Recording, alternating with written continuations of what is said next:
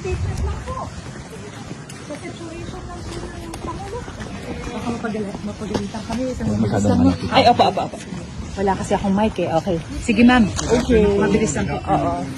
Magandang hapon.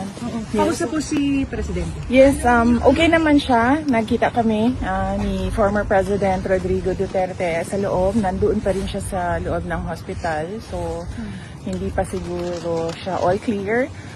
Base siguro sa assessments ng doctors niya. He's in very good spirits. Kung kamusta yung pagkain, sabi niya meron namang rice. And then, tinanong ko siya kung paano yung ulam. Sabi niya, half-half daw. So, hindi ko alam kung ano yung ibig sabihin ng half-half. Pasok ako doon, pinapauwi na niya talaga ako. Paulit-ulit kasi siya sa sinasabi niya na, what are you doing here? Diba sinasabi ko niya, sipain ko pa yung ICC, hindi talaga ako papahuli ng buhay.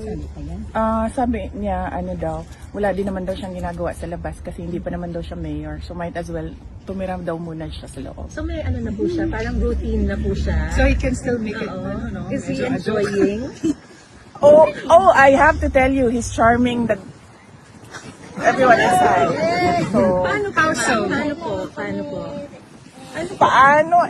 It's his style eh. Hindi ko alam Marami kung na po siya nakakausap na ibang detainee. Like, ano po na witness nyo?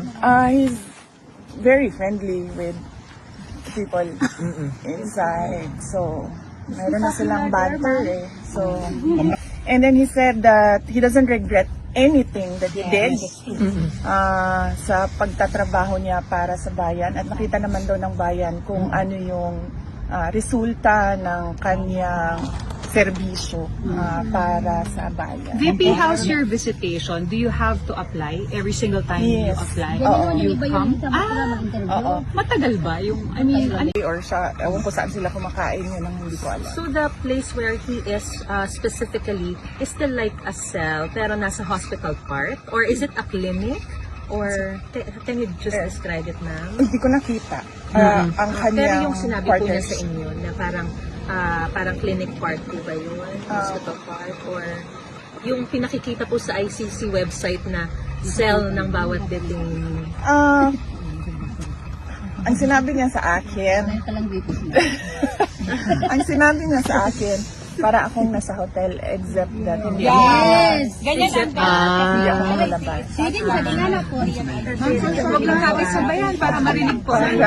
Nag-sink in na po sa kanina nangyari na kasi pag uwi niya po from Hong Kong, parang bilis po ng lahat ng mga bagay-bagay. Alam naman niya, oo, sinabi naman niya na haharapin ko ito.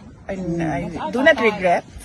I do not regret anything that I did sa aking paglilingkod sa bayan. Just to clarify po, Ano daw pinaka-namimiss niya? Hindi ko. sinabi naman niya ES din, ano? Girlfriend ata eh. I have to go.